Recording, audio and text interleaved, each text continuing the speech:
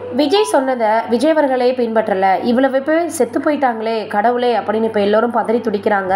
நடிகரும் தமிழக வெற்றி கழகத்தின் தலைவருமான விஜய் அவர்கள் செப்டம்பர் 27ஆம் தேதி கரூரில் பிரச்சாரம் பண்ணார். அப்போது அங்கு அவரை காண பல்லாயிரக்கணக்கான ரசிகர்கள் திரண்டாங்க. இப்படி இருக்கும் நிலையில் இதனால் ஏற்பட்ட கூட்ட நெரிசலில் சுமார் 38 பேர் வரைக்கும் உயிரிழந்துட்டாங்க அப்படின்ற தகவல் வெளியாகி எல்லோருக்குமே அதிர்ச்சியை ஏற்படுத்தியிருந்தது. இந்த நிலையில் இந்த துக்க நிகழ்வுக்கு காரணமே விஜய் மற்றும் அவரது கட்சி தொண்டர்கள் காவல்துறை அறிவுறுத்தலை பின்பற்றல அப்படின்றது தான் பலரும் பேசி வராங்க.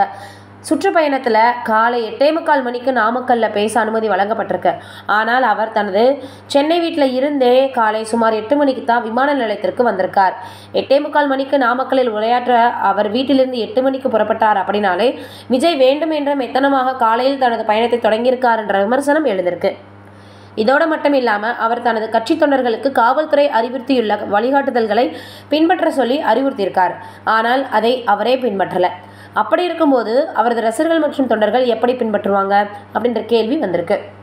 இந்த நிலையில் கரூர் கூட்ட நெரிசலில் உயிரிழந்தவர்கள் குடும்பத்தினரை நினைத்து பலரும் வருத்தத்தில் இருக்காங்க. இதோடு மட்டும் இல்லாமல் மேலும் பலி எண்ணிக்கை உயருமோ அப்படின்ற அச்சமும் மக்கள் மத்தியில் இருக்குது. அதே நேரத்தில் பலி எண்ணிக்கை உயரக்கூடாதுன்னு பிரார்த்தனைகளிலும் பலர் ஈடுபட்டு வராங்க. இந்த சோக நிகழ்வுக்கு முழு காரணம் விஜய் தான் அப்படின்னு விமர்சிப்பவர்களும் இருக்காங்க. மதியம் 12 மணியில் கரூரில் அவருக்கு பேச அனுமதி வழங்கிருக்கு. ஆனால் மாலை 7 மணிக்கு தான் அவர் வந்திருக்கார். ஒருவேளை காவல்துறை சொன்ன நேரத்திற்கு அவர் வந்திருந்தா வெளிச்சத்தில் இவ்வளவு பெரிய சோக நிகழ்வு நடக்க வாய்ப்புகள் குறைவு அப்படின்னு பேசி வராங்க.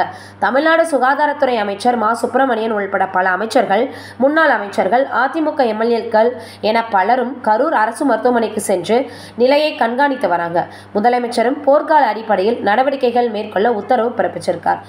இது யார் பக்கம் தவறாக இருந்தாலும் பாதிக்கப்பட்டது அரசியல் தலைவர்களை நம்பி ஓட்டு போடுறவங்க தான் அப்படின்றதுல எந்தவிதமான ஒரு கேள்வியும் கிடையாது. இருந்தாலும் இதை பார்த்தாவது இனிமேல் நம்மளை எப்படி பாதுகாப்பாக வச்சுக்கணும் அப்படின்றத பொதுமக்கள் விழிப்போடு இருக்கணும் அப்படின்றத தவிர இங்கே நம்ம சொல்கிறதுக்கு எதுவுமே கிடையாது. பாதிக்கப்பட்டது சிறியவர்கள்லேருந்து பெரியவர்கள் வரைக்கும் இருக்காங்க. இதை என்ன செஞ்சாலும் என்ன பேசினாலும் எவ்வளவு கொடுத்தாலும் ஈடுகட்ட முடியாது அந்த குடும்பத்தினருக்குன்றதான் உண்மை. நீங்கள் என்ன நினைக்கிறீங்கன்றதை மறக்காமல் கமெண்ட்டில் சொல்லுங்கள்.